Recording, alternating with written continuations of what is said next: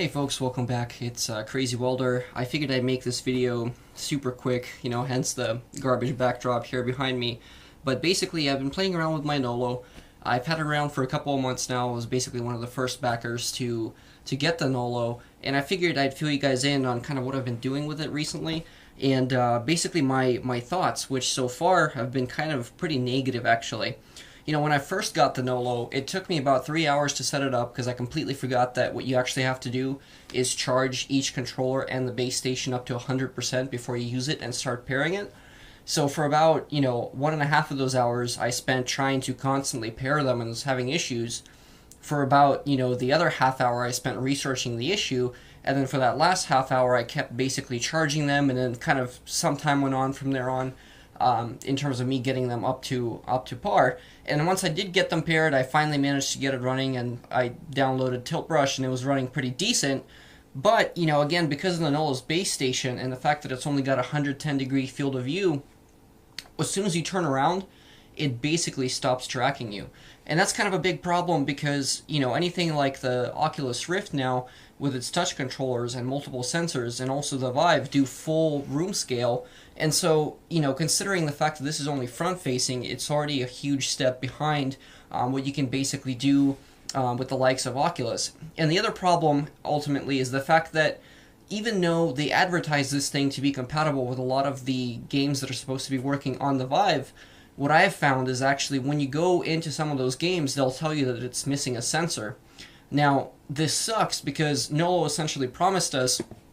way back in the beginning that any Vive game would essentially be compatible, and now, multiple months down the road, there's still a huge library of games that refuses to work pretty well on the Nolo system. And not to mention the fact that even though they fixed a lot of tracking issues, even mounting this thing on the ceiling, like they describe in some of the videos, results in a much smaller play space than what even the base Oculus was capable of using a single sensor in sitting mode. And the other issue, which really ultimately boggles my mind, and part of the reason why I'm really just debating selling my Nolo, is the fact that this Samsung Gear VR controller is able to track much better than this much larger controller and its base. I mean, to me, the fact that you have all this extra setup on the Nolo controller and it tracks much worse than one of these Oculus controllers is kind of ridiculous, because this thing is just using Bluetooth. This has got a bunch of advanced stuff going on. It's got sonar sensors, it's got infrared, it's got lasers pinging against it. I mean, it's a much more advanced setup, but this, using basically just some magnetometers and gyros, is able to essentially track a heck of a lot better. In fact, I've had a better time playing Oculus games on this system than I have on one of these Nolo controllers, which is really saying quite a bit. Now, it's not exactly fair to Nolo since they're a small team. They don't have the infinite resources of Oculus now to be able to develop something like that. But it's still really frustrating when you have a system that's designed for mobile use and it doesn't even compare in terms of, just basic parity to something like the Gear VR in terms of its tracking. And what I found really frustrating on top of that is that oftentimes when I'm going into games, what will happen is my controllers end up getting completely reoriented. They'll be kind of floating somewhere in the air or underground. They'll be turned around. And the issue is that the Nolo drivers currently, when you actually do the reset by double tapping the menu button, it will spin you around in addition to the controller, because it's actually writing to the Steam files in the Steam directory, meaning that it actively changes things as you're playing, which is really frustrating because you would think that it will only change the orientation of its own system, not the Steam system itself, but unfortunately it does both, which means that you basically have to recenter yourself from Steam every single time you recenter these controllers. And on top of all of that, every single time that you launch Steam VR, you basically have to recalibrate the whole system from scratch yet again, which adds, just a whole layer of frustration, because when you just want to get in and play some VR games, you simply can't do it with the Nolo. And the other issue is that this head tracker, from time to time what I've noticed is that it's actually causing stutter when I'm moving around. And even though this is updated to the latest firmware, whatever that happens to be now, it still has the stutter. It's not as bad as it used to be in the beginning when I first got the unit as a backer, but it still stutters and it still doesn't work nearly as well for head tracking as my PSVR unit that I have, which this goes and gets attached to.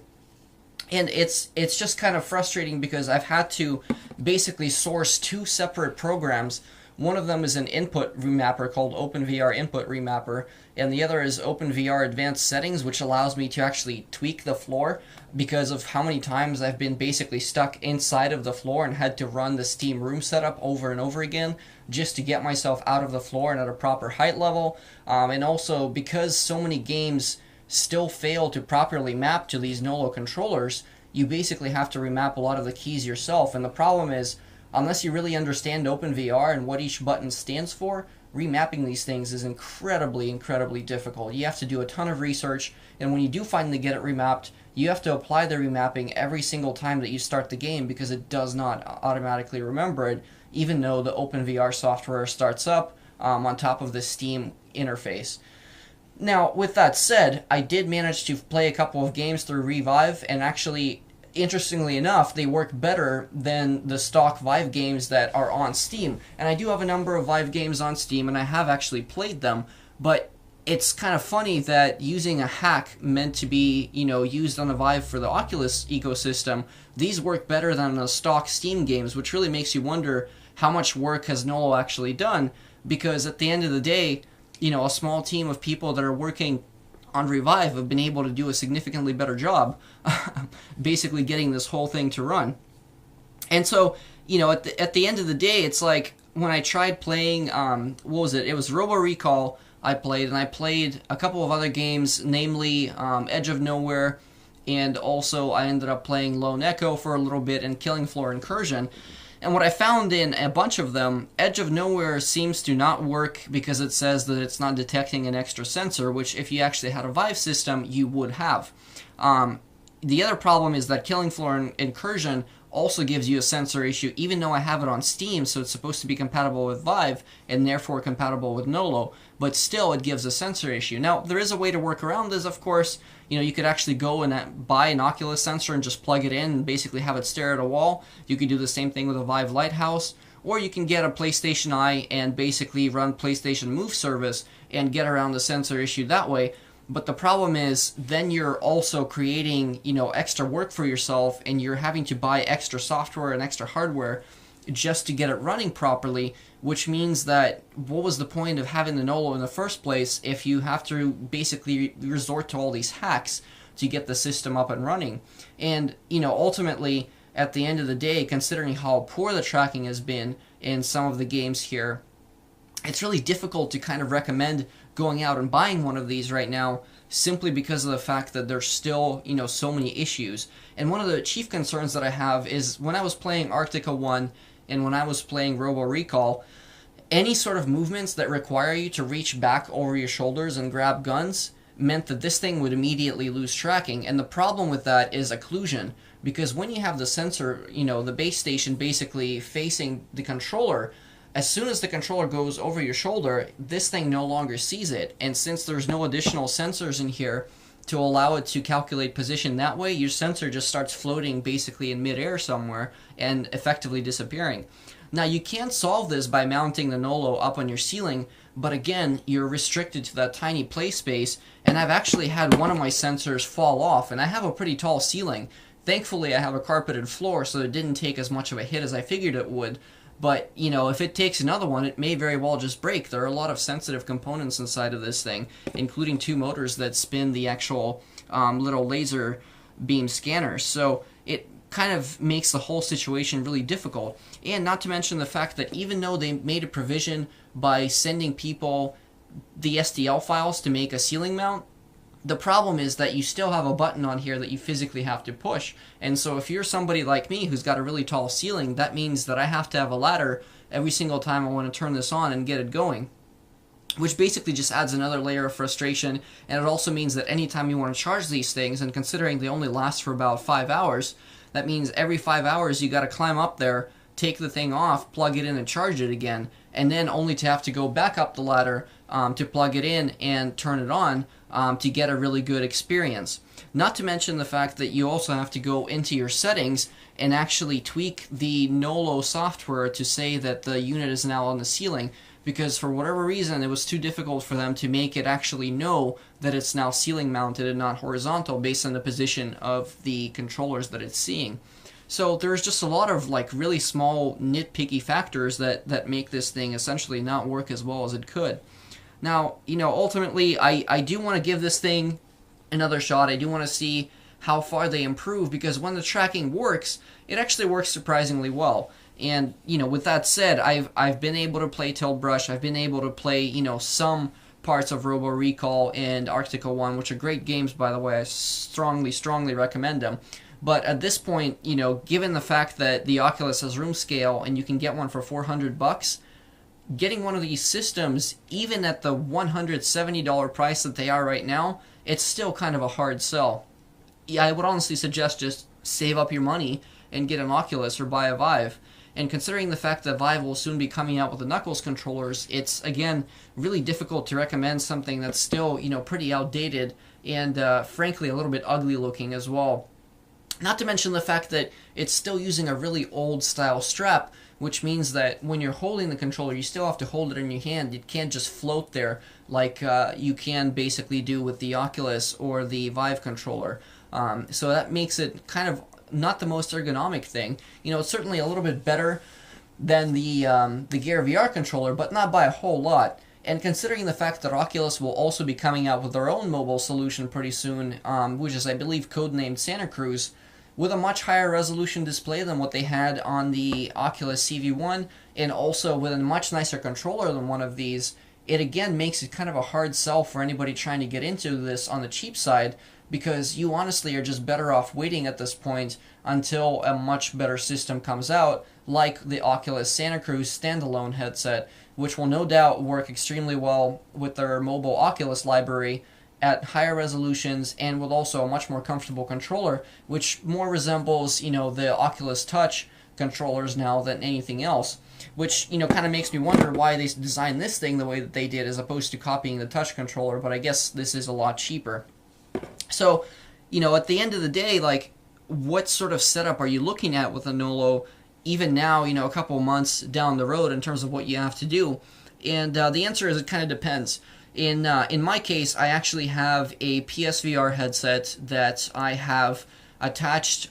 through what is the M cable, and it's the Gamer Edition M cable, to basically get rid of some of the jaggies that you would see on the screen typically. It also cleans up the image and gives it a little bit more pop, which makes it significantly better. And coupled with super sampling, I believe it's actually the best VR headset, of the current gen that you can have, because of the fact that the pixel density is significantly better due to the fact that it is an RGB display, so that it has additional subpixels that the Pentile displays, which are in the Oculus and also in the Vive, as well as on our phones, especially if you have a Samsung phone.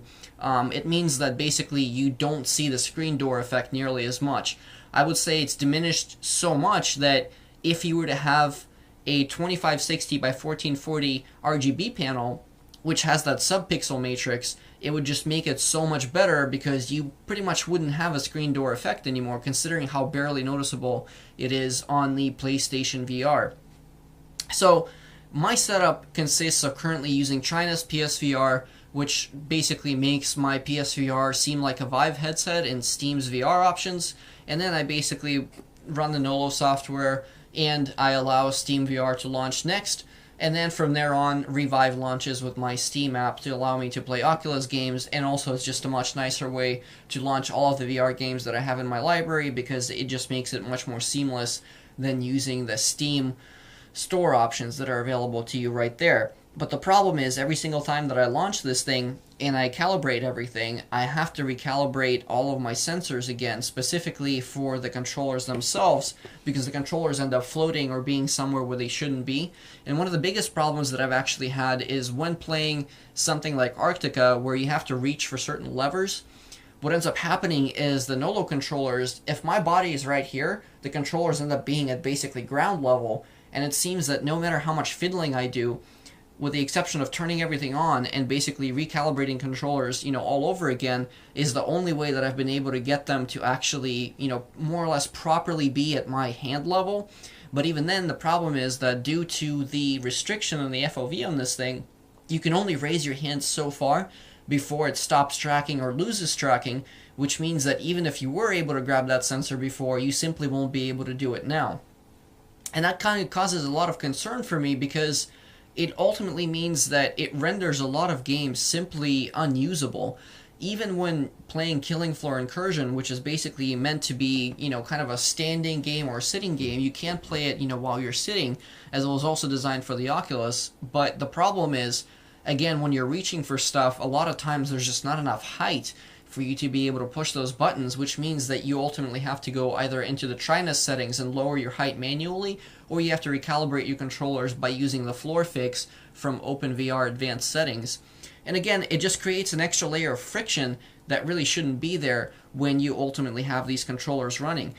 Now, I'm ultimately going to try and get my PlayStation Move service running and see if I can somehow, get past the sensor check and see if it does any better in Lone Echo